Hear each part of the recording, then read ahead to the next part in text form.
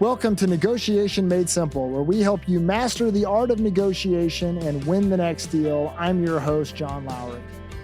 On this episode, we have NFL kicker Stephen Gostkowski. Stephen is a 3-time Super Bowl champion, 2-time first-team All-Pro, 4-time Pro Bowler. He was the NFL scoring leader 5 times. He was part of the All-Decade team in the 2010s. And he is the leading scorer in the history of the New England Patriots.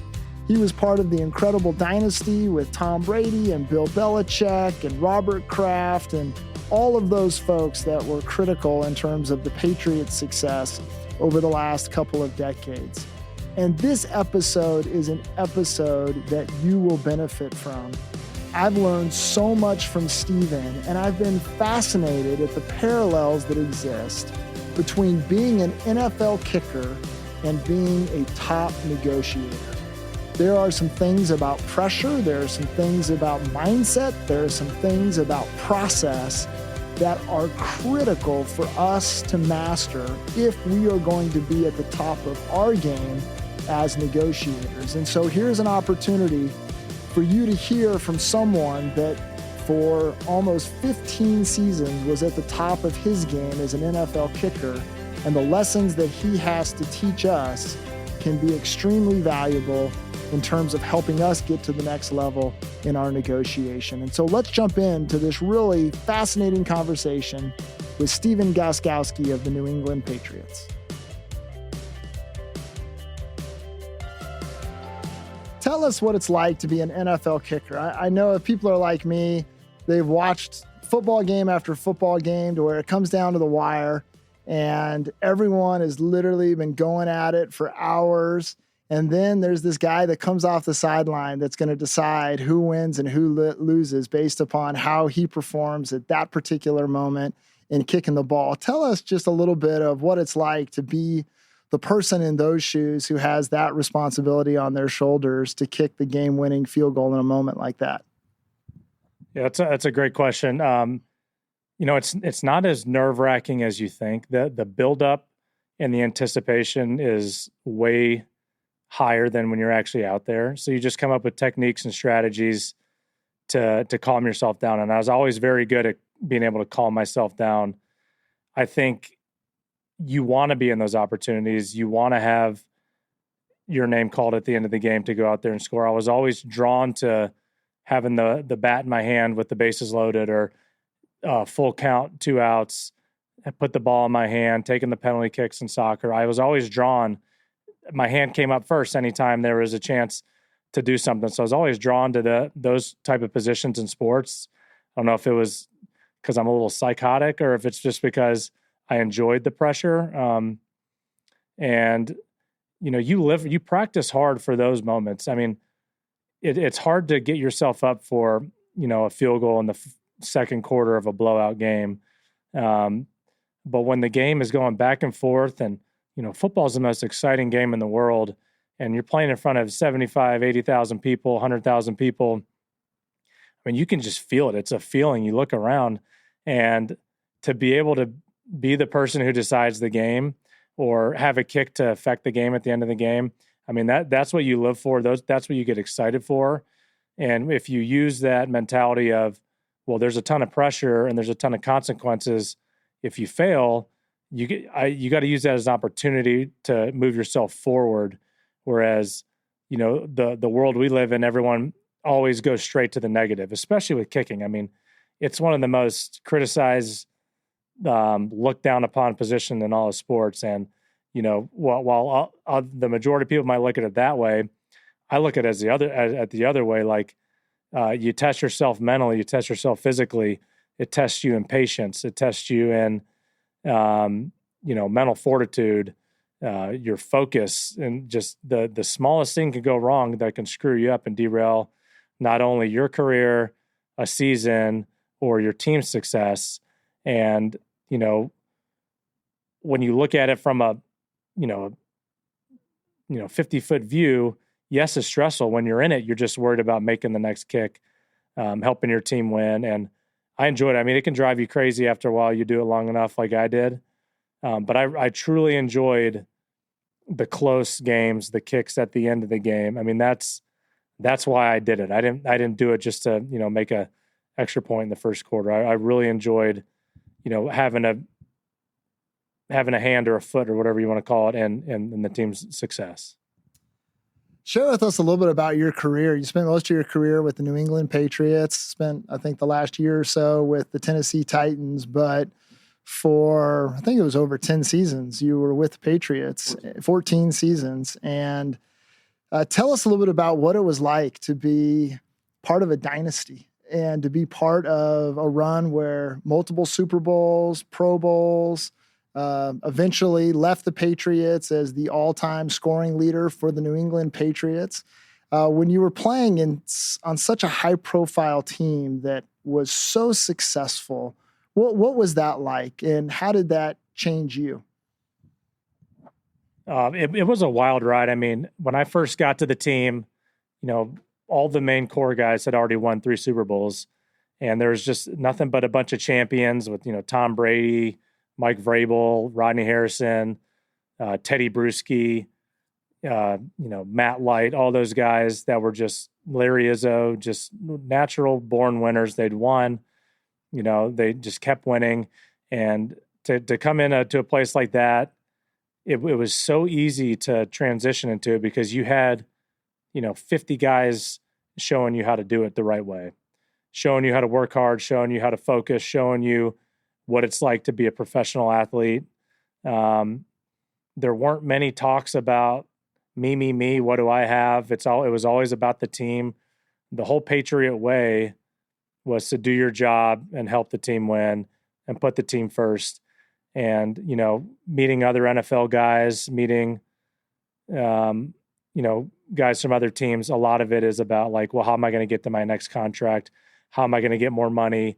Whereas the Patriots, they were all about trying to win championships, and I loved it. I mean, we were like the modern day Yankees, so where, we were always on prime time. We were always in at the end of the season. I mean, I think I played in 10 AFC championship games, 6 Super Bowls. There's good and bad in that. Like you get a lot of opportunities to do well. You also get a lot of opportunities to screw up in front of a ton of people, which, happens to everybody. But I loved it. I thought it was awesome. The crazy thing is it all happened so fast, and there's so much, highs and lows. When you make it to the end of the season, you're either on top of the world or it's like a train wreck where, oh my God, I can't believe that happened. And to pick yourself up off the floor and do it all over again a couple months later, year after year after year after year, it's just a test of, how bad do you like it? How bad do you want to win? How bad do you want to keep working to be the best at something? And like I said earlier, just having the Tom Brady's, the Julian Edelmans, the Matthew Slaters, the natural born leaders that are winners, just to watch how they attack the game, how they attack life. I mean, you just follow their lead and you're going to have a chance to be successful.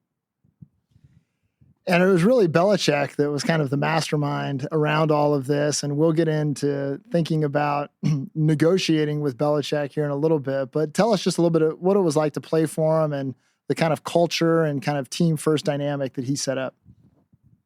Yeah, I loved Coach Belichick. He was very hard on everybody. He wasn't the kind of coach, if you wanted a pat on the back, you're not going to get it. He just was straight to the point. The thing I loved about Bill the most is he respected everybody on the team, and he respected special teams probably more than any coach in the history of the NFL, where it's not like that at every level. It's not like that in high school. It's not like that in college. He truly thought of the kicking game as a weapon to help win games, where a lot of coaches are like, let's just get it over with. Let's make sure we don't screw it up. Bill wanted to make sure that it was a point of attack and a point of a strength for our team. And that just made you get excited to go to work when he put that third of the game just in high regard as the offense and defense. And he would let the whole team know it all the time. So to have that respect, a position that can easily get disrespected, that just made my job a lot easier. And I was always a guy who liked to compete and liked to win. And that's literally all they ever talked about. And I was coached really hard growing up in high school, and then in college. My coaches were always very tough on me. I mean, I probably brought it on myself because always had a ton of talent, but maybe never had the best focus when it came to certain things. I like to goof around a lot. And,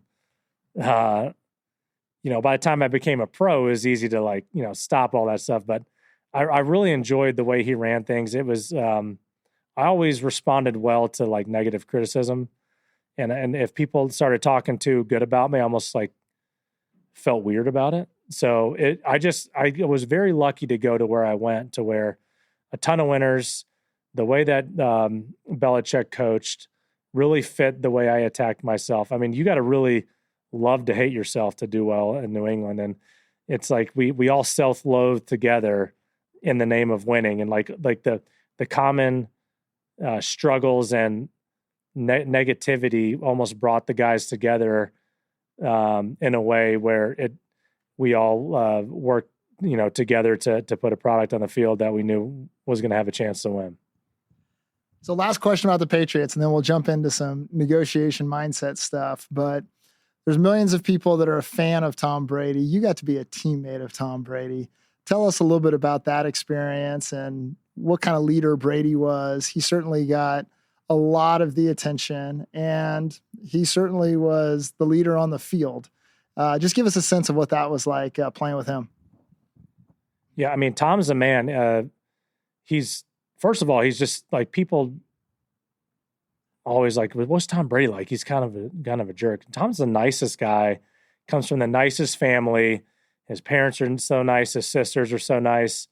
He treats everybody with respect, but he is a stone cold killer when it comes to competing. I mean, he is the most focused and most determined individual I've ever been around. And then we had a lot of guys like that, but he took it to another level. Even the way, his diet, the way he worked out, the way he studied, everything was important to him. There was no detail and no stone unturned with him. And he knew the answers to the test before they even gave you the questions. He was just so smart, so mentally in tune with what it took to be a successful quarterback. And you could just tell he was playing a different game than most. His laser focused. And the craziest thing is when you needed him the most is when he played his best. And you could just see it in his eyes. When he walked on the field and we needed a drive to win the game or to make a comeback like we did in the Super Bowl, he's just so laser focused. And, he has bad days like everybody else, but he just does everything the right way, to where if he speaks up and he yells at somebody or he gets onto somebody, he's got the cachet to back it up, because he literally has done it at the highest level in the most intense situations. And he's come out on top, 99% of the time. So I love playing with him. He was fun to compete with. He was fun to play, ping pong and bags in the locker room and compete against. It's, he's the kind of guy where you beat him in anything, whether it's a putting contest in the locker room, rock, paper, scissors, a card game. I mean, you just wanted to beat him so bad, and he wanted to beat you too. And even if it was just a game of chugging water, I know that there was a time where they had a chugging contest and he didn't want to lose in that. So it's just, he's the ultimate winner, the ultimate teammate. And I enjoyed it. I enjoyed playing with him. And, he made all our jobs a lot easier. He made all of us a lot of money because, he was, 50% of the reason we were in all these games. So we all have a lot to thank Tom for putting us in the situations to do well and to be in games that really matter. That's all great stuff. And you mentioned, as you were telling those stories, you talked about kind of the mental approach and how it is that you all were put in positions to be successful. And that's where I really I want to take the conversation in terms of thinking about three specific lessons, I think, that we can take from you as an NFL kicker that are really applicable and can be useful for people who are negotiating for a living every day. The first lesson is something that you said regarding your approach to where you find yourself in these situations where there's lots of distractions. There are opponents that want to keep you from being successful. You find yourself in environments that are very different. Some of these environments are very difficult and very hostile. Some of these environments are very supportive. And then you got a lot you can't control, like the weather and field conditions and all that kind of stuff. Like, talk to us about how it is that you were able to perform, kick in, kick out, regardless of what was going on. How is it that you were able to deliver a consistent level of very high performance despite all the things around you that were trying to keep you from being successful? Yeah, I appreciate that question.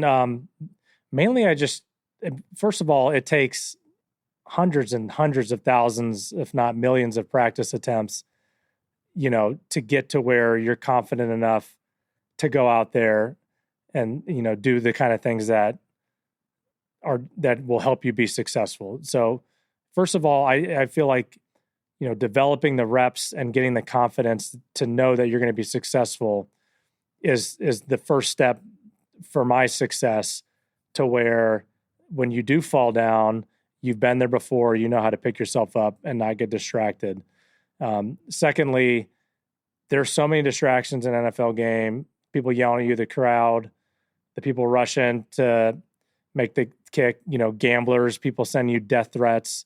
To me, it's all white noise. It is all, if it didn't help me do my job, I had to find a way to put the blinders on, like in a horse race. They don't want to look at the guy next to them. You don't want to worry about the other guy running the race. I'm trying to run my race. And kicking to me was probably the easiest job in the world when you're doing well. And it was probably the hardest job when you're not doing well. So it was easy when I was feeling good. It was easy when, I couldn't miss. There were just days where I went out there and you could have put me anywhere, I couldn't miss. There were days where I went out there and I was like, I really don't know how this is going to go. Well, you develop a process of how to either get yourself in a mentality to where you're going to have the confidence, or you got to trick your mind. You got to trick your mind that you got this. And to me, a lot of it was having a plan, having a process, but don't overthink it, right? Especially if it's something that you've done 1,000 times before. Something new could pop up your way, whether it's, the wind, snow, rain, bad field, bad football, bad snap, bad hold. You cannot let that distract you from doing what you think it's going to take to be successful. And that's the hardest part of the job, is the mentality of when it doesn't go your way, how do you get back to a place where you're going to be successful the next time? And someone told me a long time, it's like, it's not when you do good, it's how you respond when you do bad that's going to keep you around for a long time. And, up until like the last year of my career, even the last year of my career, I bounced back. I had one really bad game with the Titans, but, I went like 12, 13 years without missing more than one kick in a game. It took like my 13th or 14th year before I missed more than one kick in a game. And I always took pride in that of, no one's going to be perfect out there, but can I get back to where mentally that I'm in a good spot to where I can go make the next one, or I can go help the team win. And I think it's just putting your blinders on, focusing on what you can control, ignoring the noise around you, because there's always noise. I mean, everybody talks about football all the time. You know what situation you're in. You know what the score is. Everyone sees it. And to be able to just have that laser focus on what you're going to do, that's what I always worked on. And they always try to make it harder in practice than it would be in the game. Like Bill would stand 1 foot from me when I was kicking. He would squirt water on the ball. He would let guys openly, he would tell the people on the offensive line to not block, and they would get a free release to try to go block my kick. And he would do that for every position. Like when we'd be on offense, he'd have, equipment managers holding up tennis rackets to try to block Brady's passes. And he would give the equipment managers $100 for every pass that they blocked of Tom Brady's. So if you could do it in front of him, who's one of the most intimidating people that you could be around in the sports world, and have success for that. The game seemed easy. It seemed easy when in training camp, if you do a 2-minute situation and you need a field goal to tie the game and they run the 2-minute drill and you go miss that field goal, that's a long day. That's a long day at training camp because you got to be around all your buddies. And then Belichick's going to bring it up on the TV in front of everybody and replay it over and over and over and over again in front of all your peers and let you know that you messed up. And so the fact that we practiced with that mentality that every game mattered, it made it easier and easier to focus and learn how to focus at the right times. One thing that I would really encourage is, when you go into a business meeting or negotiation, just like you go into a game, you got to find a way to take the confidence and the worry and the anxiety and throw it away. Because you can get so worked up before a game or get so worked up before a big meeting or a big deal that you don't bring your best to the table. And you don't bring what you can deliver, and you don't want to psych yourself out before you get a chance. You might screw up anyway, but you got to give yourself the best chance. And getting too worked up and too worried about the negative outcomes that could happen instead of trusting your process. Most people live in a results-oriented business, but the guys who worry about the process that it takes to get there, I feel like are more successful than just, I made that kick. It was a good kick. Well, I could improve on that. Maybe I got lucky that time. So I just think the process over result-based thinking was something that was, coached into me to where I try to take that mentality instead of counting, well, I made 9 out of 10 kicks on 90%. And I just tried to make sure that one kick at a time, one play at a time, and adjust from there. Yeah, that's some really good stuff. And I want to make sure that folks don't miss that last point that you just made, because I think it's so powerful. So many times when we sit down to negotiate, we're really focused on what the deal needs to be or what we want it to be. And we get really hung up on the result and delivering that result. And what I hear you saying is, it's a results-oriented business, but your key to success isn't just analyzing and getting caught up in the result. It's really being disciplined and having a plan and having a process. And that's going to lead you to the result. And really, the result kind of takes care of itself. And so I would refer people back to really thinking about, what is your process to develop a plan so that you can go into these negotiations with a level of confidence. And one of the things that you mentioned that is an opportunity for every person out there that negotiates is to practice, just like you talked about with Belichick, being a foot away from you and all the things that he used to do to try to throw you off your game. If you're negotiating with someone who's a really intimidating person, find someone that's close to you that's a really intimidating person and walk through that conversation so that you grow comfortable being in the room or communicating with someone that's going to be very formidable, someone that's going to be very intimidating. And so everything that you shared right there, which was kind of your recipe for being so successful, all of those ideas are available to negotiators as well in terms of preparing for their version of an AFC championship game or their version of the Super Bowl in terms of their business. Those same dynamics are just very, very real. The thing that I wanted, and the next lesson I really wanted to kind of lean into is, and you mentioned it here a little bit, is this notion that just like you're kicking, negotiation is very consequential. And so because it's so consequential, there is a lot of pressure. Talk to us a little bit about how you managed yourself in light of the pressure playing such a high stakes game that you did. Yeah, so it's really tough because, individual success and team success doesn't always add up. Like your team could have a good game and you'd play bad. You could play well and your team doesn't win. Where we were lucky is we usually won. And when you played well, good things happened. And I just tried to focus on what I could control when it came to, contracts and, putting myself in the position to get to the next contract. I was just trying, I break the season down into 4 separate seasons. So I just try to have a good first quarter, a good second quarter, a good third quarter, and finish strong with a good fourth quarter. So break it down to, we play 16 games, the first 4 games, boom, I had a good first part of the season. When I started letting my mind drift about, oh man, I didn't really have a good game, that's going to hurt me in contracts. That does nothing but drag you down. It's just like adding weights to you at the bottom of the pool. Like, I had to let myself go and free myself of any negative thoughts when it came to how that could affect my job, how that could affect my career.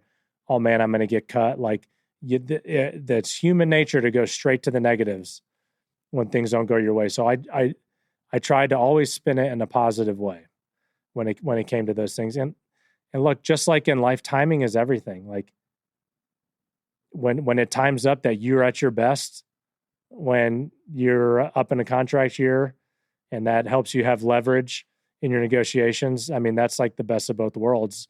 I didn't try to have my best years just in contract years. I try to have a good year every year. I was very fortunate to have some of my best seasons in a contract year. And that definitely benefited me in my negotiations for sure. All right. So third lesson, you just brought it up right there, was this whole idea of timing. And in negotiation, timing is absolutely critical, because you want to engage this process. You want to launch this process when you're at a place where you have leverage, when you've got momentum, perhaps, when there's demand for your product. Excuse me. All right, I'll start over. Okay. So let's talk about that timing thing, because I think that's our third lesson that's really, really important. As a negotiator, timing is critical, because you want to launch that process when you have momentum, when you have leverage, when there's demand for your product. All of that stuff creates opportunities to be able to strike really, really good deals. And Belichick was kind of a genius in terms of his timing, especially as it related to contract negotiations and how he managed leverage. Tell us a little bit about negotiating with Belichick and how timing was significant to him. For sure. I mean, it's a weird dynamic that the head coach was also the general manager. So he was a very intimidating person, and he was your coach. And the hard thing about the negotiations in the NFL is, they're trying to squeeze. They like you. They obviously like you. They're offering you a contract, but they have to state their case of why you're not worth the money that you think you might be worth, or your agent thinks you're worth. And to hear that from your coach stings a little bit more than just like a suit in the suite. Like the general manager, yeah, we have interactions with them, but it's not like your head coach. They were geniuses on the negotiation, because they would always try to get you early, because you don't have another team to leverage against. So they'd always try to not undercut you, but get a good market deal by offering a good player someone an extension when they have like still a year left on their contract. If they let you get to free agency, then you can shop around. I got franchise tagged one time where I don't know, like the franchise tag is, they have a set number at your position. So when you become a free agent, they can franchise tag one player to keep them from hitting free agency. So when I was about to hit free agency, they franchise tagged me. That means that I made a certain amount of money for that year. It's like the average of the top 5 guys at your position, and you really don't have any leverage, because if another team signs you, they have to give up like 2 first-round draft picks, which that's not going to happen unless you're Tom Brady. So the only leverage I had was to play, or hold. That's why guys like hold out, but I'm not going to do that. So they took the leverage back, and then my agent would be arguing for one thing, and then Bill would come and see me at the cafeteria and be like, "Hey, we offered you enough money. I think this is a good deal." And then you're trying to stick to your guns. You know what you're worth. You know what your numbers say compared to what the top guys at your position make. To not get sucked in and make it personal when it came to the business side, and you can't let that hurt your feelings. You can't, like we're grown up with players. We want to do whatever it takes for a coach. They're like our father figures. But then when it comes to business and it comes to money, I mean, you got to be able to put that stuff to the side if you want to get what you truly want. And you have to also be able to bet on yourself. I mean, I've turned down multiple offers from the Patriots. Your internal feeling is that they're going to be ticked off that you turned it down. The business, when you learn the business side of it, is you're just showing your leverage. You're playing the game just like they're playing the game. And at some point you meet in the middle and you just hope it doesn't get contentious along the way. The last contract I signed in New England, I was a free agent. I was getting towards the end of my career. Brady was getting towards the end of his career. They wanted to keep, the main core players together as long as they could, as long as Tom was there. They knew I only had a few years left in the tank. They severely lowballed me. And I didn't really want to leave, but I had to give the appearance that I was going to leave. So San Francisco 49ers were interested in me, and my agent was like, you got to go get on that plane and go visit them because they want to offer you a contract. And Coach Belichick got wind of that. I'm one exit away from Logan Airport, and he's like, all right, Steve, what do you need? And I was like, well, I need this much guaranteed for me to sign right now. He's like, all right, we can do that. And so I turned around, never got on the plane. And they weren't going to budge until they were waiting to see what some other team offered before they upped their price. And it worked out. It worked out for everybody. And it wasn't very contentious on that. But the feeling is, they try to offer you these team-friendly deals. And I know Tom Brady took a ton of team-friendly deals. And you could see just guys, they take it so personally and they feel disrespected that they got offered a certain number when some guy for, the New York Jets who stink is making double the money and you're on a team that wins every year. It's hard not to take that personally, but you just have to find your leverage and, you really get a true feeling of what other people think of you when you have other teams the ability to offer you a contract. So until you know what another team values you at, you're only valued at what the Patriots tell you. And a lot of these kids, they're 23, 24, signing in their second contract, 25 years old, and they've always taken advice from somebody else. And people are a lot more business oriented now in the NFL, but you have to know your worth, not overvalue your worth, but you definitely can't undervalue what you can bring to the table and what you feel like you're worth and what you can get on an open market. Yeah, this has been a lot of fun in terms of just kind of hearing how it really works as far as NFL contracts and things like this. Today, you are raising kids, doing a little bit of coaching, involved in some business endeavors and things like that. As you think about yourself as a leader and as a negotiator, what do you take from your NFL career that is still really valuable to you now and has helped shape you? What are some of the lessons that you still go back to again and again now in this life where you're doing different stuff? To me, I think it comes down to confidence in yourself and your ability to perform under pressure. I like to look at pressure as a privilege. And, if you're put in this position to where somebody values you and expects something out of you, to me, I think that's a great thing. And I think for people to believe in me to be able to do something, it feels great. And you have to have that. To me, you have to have that feeling about yourself at all times to be successful, and just the discipline and learning how to work hard, learning to focus, learning to have some self-control. All that stuff plays in the business world. I mean, you're a young kid, you get a bunch of money, you got 10,000 people telling you what you should do with it, offering you all these deals that sound too good to be true, trying to invest in some kind of company. And, you take some bumps along the way, you learn more from messing up than you do from the success. So just learning those lessons along the way on making good investments, making good business deals, making good choices, knowing your value, knowing what you're worth, and being able to stand up for yourself and get what you think you're worth and what you can bring to the table instead of trying to please everybody, but do it in a respectful way, I think is some of the lessons I learned along the way. And you just learn how to deal with people. Everyone's got a job to do. If someone's trying to get a deal out of you or you're trying to finagle a deal out of somebody else, just don't take it personally. So last question as we wrap this up, I'm going to put you in the coaching role for just a second. And so I'm someone, let's assume that I'm a small business leader.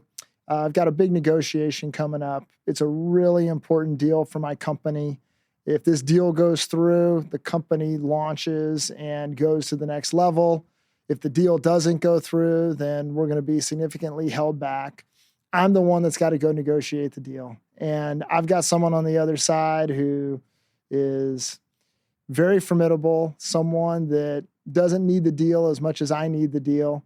But I've got to go figure out a way to make this thing happen. How is it that I need to manage myself? What do I need to do to kind of get ready to perform in that moment beyond just the substance of the deal? What do I got to do to where I can be at my best? Like you said before, I think it starts at practice, going through every scenario that could possibly happen. So you have the confidence to have a response or react in a way that favors your side of the story and what kind of leverage that you have. Also, too, like I said before, the pressures of privilege, like when the game's on the line, is what should excite you the most. And if you're a negotiator, I'm sure everything is high leverage, high pressure. And, I like to say you want to be able to run, some people run away from the fire. Some people run towards the fire. You got to run towards the fire. And the biggest lesson I probably learned is you can't be afraid to fail. Like if you go in afraid to fail, you're already halfway beat. And we all fail. The people that are most successful have failed the most. They just have never given up. And even if it might be life or death for your company and it might be make or break time for your company, you can't treat it like it's going to be the end of the world if you mess up. You cannot go into that scenario afraid to mess up. You need to have the confidence. And if it works out, it works out. Like, what are you going to do? Control what you can control and have the confidence in yourself and put enough practice into where you gain that confidence to where you're going to be successful and give it your best shot. I mean, that's really all you can do. I've missed kicks. Brady's thrown interceptions.